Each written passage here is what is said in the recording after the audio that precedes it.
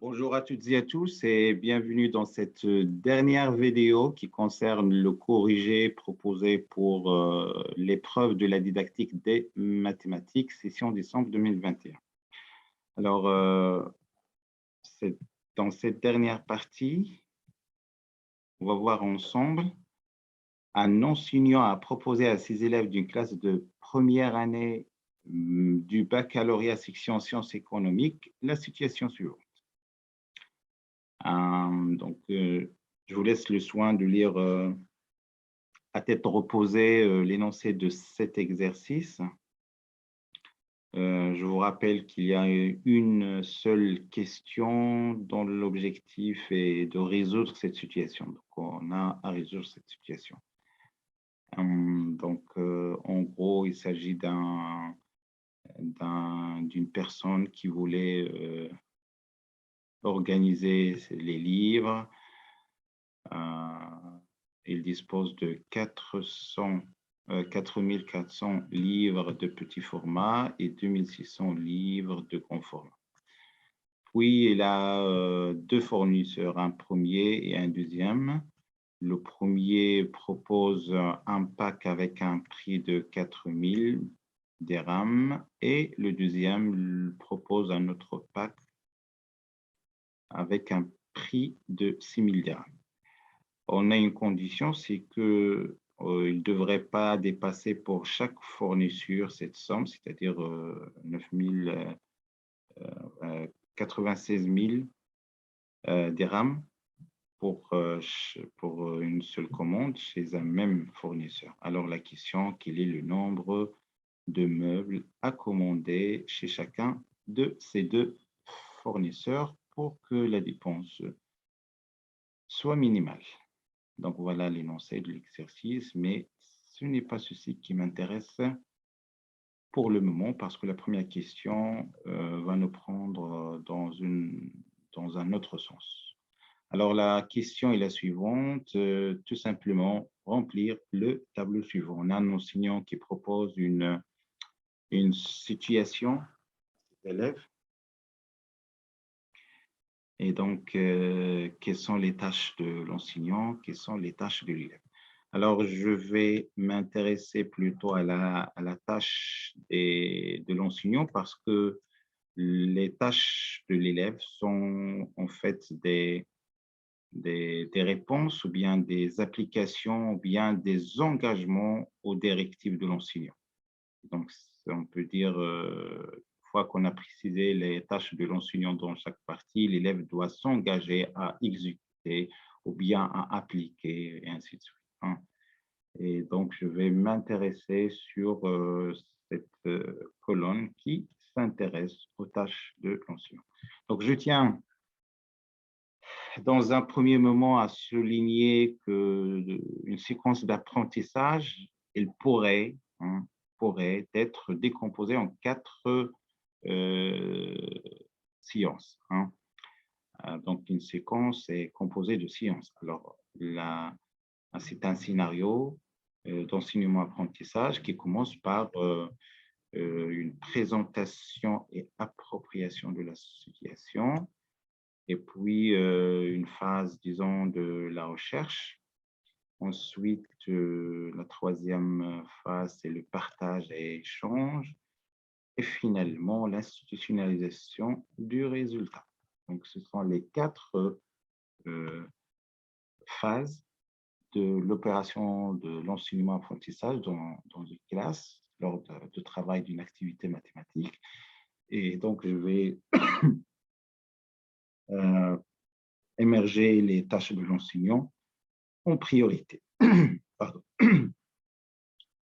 Alors, ce n'est pas la seule, on verra par la suite qu'il pourrait y avoir d'autres nominations de phase. Alors, présentation et appropriation de la situation, c'est là où l'enseignant, en gros, propose et faire accepter à ses élèves de travailler la situation parce que il se peut que l'élève dispose de la faculté de répondre à une situation, mais il ne s'intègre pas, il ne participe pas parce que, par exemple, il n'est pas motivé, hein.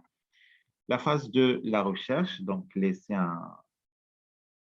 un intervalle de temps à la recherche individuelle ou bien en groupe selon les intentions pédagogiques de l'enseignant. Puis, il y a le partage et échange, alors horizontalement entre élèves et à la verticale entre l'enseignant et les élèves. Et enfin, c'est la phase du bilan, la phase d'écrire les résultats au tableau, c'est la phase de l'institutionnalisation des résultats. Alors, pour ceux qui, qui entendent ce mot pour la première fois, il y a peut-être institution. Et donc, institution, ça veut dire donner un cadre de référence, un cadre légitime, un cadre officiel au savoir, hein. L'institutionnalisation, il est assuré par l'enseignant. Alors, ce que je voulais partager avec vous, ce n'est pas tout simplement la réponse à cette question, mais d'enrichir votre vocabulaire avec un ensemble d'actions et d'actions associées à chacune des phases, et vous pouvez vous-même les répartir selon la phase prescrite dans le tableau. Alors, quelles sont en général les tâches de l'enseignant? Alors, il y a le fait de maintenir une, la discipline, hein, maintenir la discipline, et gérer les conflits entre élèves, concevoir des supports didactiques et vous pouvez vous-même comprendre le sens de chaque action. Et puis, l'enseignant devrait susciter, encourager l'envie d'apprendre et il devrait être parfois autoritaire et ferme, hein. Devrait faciliter le contact et communicationnel et organiser avec rigueur, travailler avec méthode et structure. Par exemple, vous pouvez travailler dans les limites de 5 minutes cette recherche, motivé, enthousiasmé et dynamique, parce que s'il n'est pas motivé lui-même, alors il ne peut pas transmettre cette motivation aux élèves. Et il devrait être disponible et patient et tolérant. Et bien sûr, d'autres choses. Proposer des actes par lesquels fait accepter à l'élève la responsabilité d'une situation d'apprentissage. On appelle ça la dévolution. Alors, la dévotion, la dévolution. La dévotion peut-être, oui, dévotion. Alors, c'est l'acte par lequel l'enseignant fait accepter à l'élève la responsabilité d'une situation. Par exemple, lui dire si vous travaillez, vous aurez un bonus d'un point, si vous aurez ceci à l'examen, vous aurez ceci au concours. Donc, ce sont des pour faire intégrer l'élève dans l'activité. L'enseignant devrait présenter le cheminement du travail, hein, avec, en relation avec les notions mathématiques identifiées. Donc, parfois, il pourrait intervenir pour faire un petit rappel pour souligner l'importance d'un concept ou bien d'un point sur la situation. S'il y avait des erreurs, il pourrait bien les spécifier, hein. Peut-être préciser le cadre dans lequel la solution est soutenue. Par exemple, la situation proposée, on peut bien la travailler dans le cadre géométrique, comme on peut bien la traiter dans le cadre algébrique, hein. On verra ça lors de corriger de la situation. Voilà donc, bien sûr, on devrait peut-être, dans le cadre de la planification didactique, l'enseignant devrait savoir à la préalable les outils, les objets mathématiques et préciser les variables didactiques et tout ça, hein. Donc, je vous donne seulement les tâches, mais vous pouvez bien sûr choisir 3 ou 2 pour chacune des phases sont suffisantes, hein. Mais l'objectif, c'est de vous donner un vocabulaire de ce champ d'enseignement-apprentissage. Et puis, il faut faire attention au vocabulaire, à la méthode et voilà, je vous laisse voir. Donc, par exemple, on pourrait bien parler de l'explication de la démarche de travail. Si le travail est en petit groupe, alors il doit, par exemple, répartir de façon aléatoire les élèves en petits groupes de 5. Hein. Mobiliser l'énergie de l'élève, canaliser leur énergie vers l'apprentissage recherché. Donc, je vous laisse voir. Je vous ai déjà signalé que, en parlant des 4 temps de la démarche d'apprentissage, on n'a pas un seul modèle, mais ça dépend, comme je souligne toujours, ça dépend du chercheur. Par exemple, on a une autre démarche, on a un autre scénario, par exemple, la mise en situation dans un premier moment, puis dans un deuxième moment, c'est la représentation, et en troisième moment, c'est l'expérimentation, l'objectivation. L'objectivation, alors, ça concerne que vous pouvez imaginer que chaque élève propose une méthode, disons, subjective relative à lui-même. Et donc, mais dans un cadre mathématique, on devrait arriver enfin à désubjectiver ces pratiques et les rendre objectives, c'est-à-dire accessibles à tout le monde, tout en respectant la logique mathématique. Enfin, il y a la partie de la réinvestissement, c'est-à-dire utiliser ce qu'on a appris dans d'autres situations. Hein. Mais bien sûr, ce n'est pas le cas ici parce que je pense que l'exercice proposé, ou bien la situation proposée dans ce cas est une situation évaluative, c'est-à-dire à la fin d'apprentissage. Alors, pour ces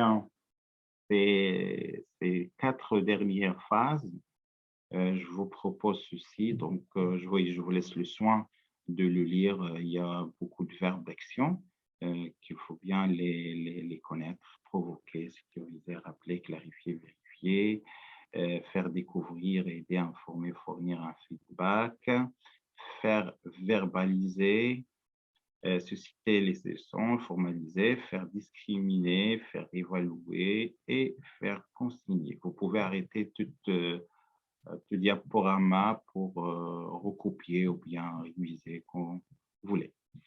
Étendre le domaine, faire pratiquer, intégrer. Et donc, je finirai par cette diapositive également qui est très importante aussi dans le champ de la didactique. C'est que chaque candidat devrait savoir préalablement qu'est-ce qu'on entend ou bien quels sont les principes didactiques généraux, hein, qui orientent en fait toute opération d'apprentissage. Par exemple, il faut toujours avoir à la tête que c'est l'élève qui apprend. C'est l'élève qui doit avoir des raisons d'apprendre. C'est l'élève, il apprend pour faire, l'élève apprend en faisant, en travaillant, l'élève apprend en regardant faire, l'élève apprend en interagissant, l'élève utilise des stratégies pour apprendre, l'élève apprend à partir de ce qu'il connaît déjà. Donc, ce sont un petit lexique, disons, relatif à la didactique et à la tâche plus particulièrement à la pratique de l'activité mathématique en classe. Voilà donc, c'est ainsi que je mets un point pour le corriger de cette épreuve de la didactique. Bonne chance à tous, mais attention, on n'a pas encore fini. Proposer une solution à cette équation. Alors, je ne vais pas m'intéresser vraiment à vous proposer une solution, mais voici une. Je l'ai installée dans un cadre algébrique, mais quand même, j'aimerais bien vous initier non pas la solution qui m'intéresse, mais ce sont la méthode de présenter didactiquement le travail. Alors, il faut commencer par écrire les connaissances mobilisées, savoir, par exemple, résoudre un système d'équations algébriques à deux inconnues, les habilités requises, modéliser la situation problème proposé parce qu'on a un texte et puis ce texte il est transformé en équation. Donc, c'est une habilité. Et puis, proposer l'algorithme de résolution, c'est-à-dire en suivant des étapes. Hein. Par exemple, ce que j'ai proposé ici, la première étape, je l'ai intitulé modélisation de problème, là où j'ai pointé, j'ai proposé quelques notations x, y, le nombre de ceci, 8. Et puis, il y a un problème mathématique que je l'ai résolu. Et la troisième étape, je vais revenir sur le problème d'origine pour vérifier une condition. Et enfin, il y a un bilan ou bien une conclusion. Donc, s'il y a quelque chose que j'aimerais bien partager avec vous à cet égard, c'est que il faut bien présenter la correction non pas comme un élève, mais comme un enseignant, hein, et donc avec cette méthodologie. Voilà, donc je pense que c'est la fin. Merci de votre attention. Si vous avez des remarques, n'hésitez pas. Très bonne chance.